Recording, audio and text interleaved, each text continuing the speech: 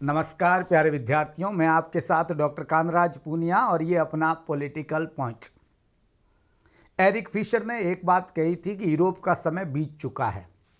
Deng Xiaoping ने ये सपना देखा कि 21वीं शताब्दी एशिया की शताब्दी होगी और आप और हम सब जानते हैं कि जिस रफ्तार से दुनिया तेज़ी से आगे बढ़ रही है, देखकर ये लगता है कि 5000 साल में जो मानव नहीं कर पाया वो पिछले 5 साल में उसने कर दिया है। और हमें इस बात पर भी शक नहीं होना चाहिए कि आने वाले 5 साल के अंदर इंसान को इंसान की ज़रूरत ही नहीं पड़े। और ख़ास बात ये कि आदमी बच्चे पैदा नहीं बल्कि बच्चे बनाने लग जाए, तो हमें शक होने की कोई बात ही नहीं है। परंतु सबसे इम्पोर्टेंट बात यह है कि आज के एआई के युग के अंदर जो वर्ल्ड इम्पैक्ट समिट होती है उसकी चौथी समिट भारत में आयोजित की गई।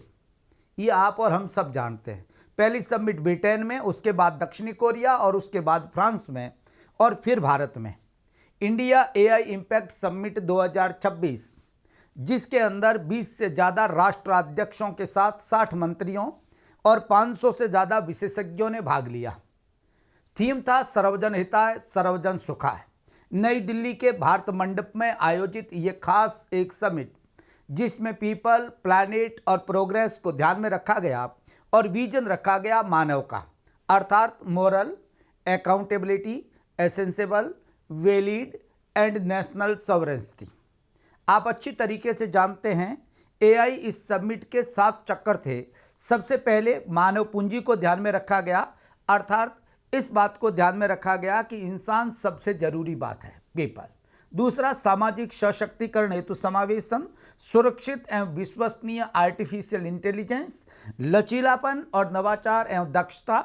विज्ञान, एक ऐसा विज्ञान जो पर्यावरण और संसाधनों को टारगेट करता हो या चुनौतियों को पूरा करता हो।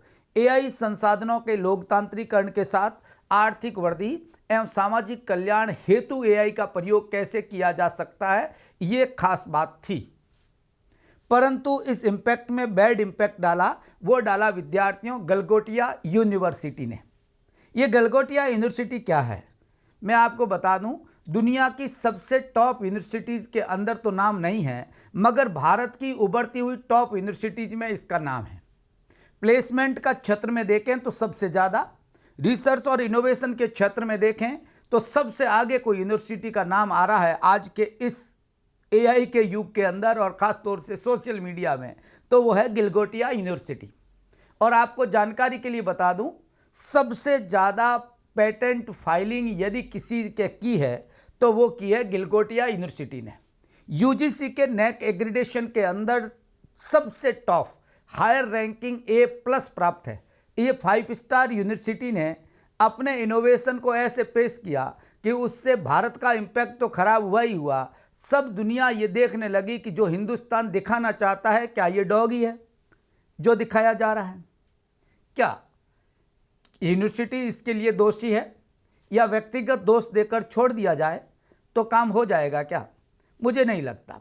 मेरा ये मानना है कि सरकार जिस नेशनल एजुकेशन पॉलिसी को लेकर 2020 में आई और हिंदुस्तान के लोगों को ये सपना दिखाया गया कि 6% जीडीपी का एजुकेशन पर खर्च किया जाएगा, वो सरकार यदि प्रेजेंट टाइम के अंदर 2.6% ही खर्च कर रही है तो नेशनल एजुकेशन पॉलिसी लाया कौन था?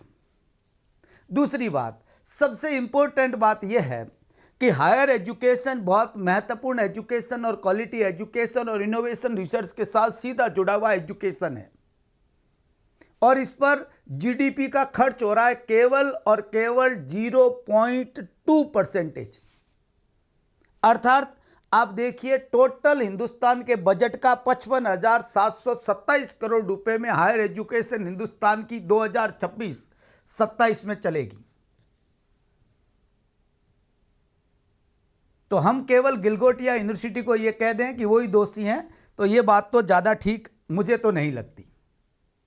हमें ये समझना चाहिए, जब तक हम केवल और केवल आंकड़े बताएंगे और लोगों को ये कहेंगे कि हम आगे बढ़ रहे हैं, तब कोई नहीं मानेगा। आपको आगे बढ़ते हुए दिखाना पड़ेगा और दिखाने के लिए सबसे ज़रूरी आज के युग में है कि वो आपके खुद का इनोवेशन होना चाहिए। आप क्या कर रहे हैं ये दुनिया को दिखाना पड़ेगा।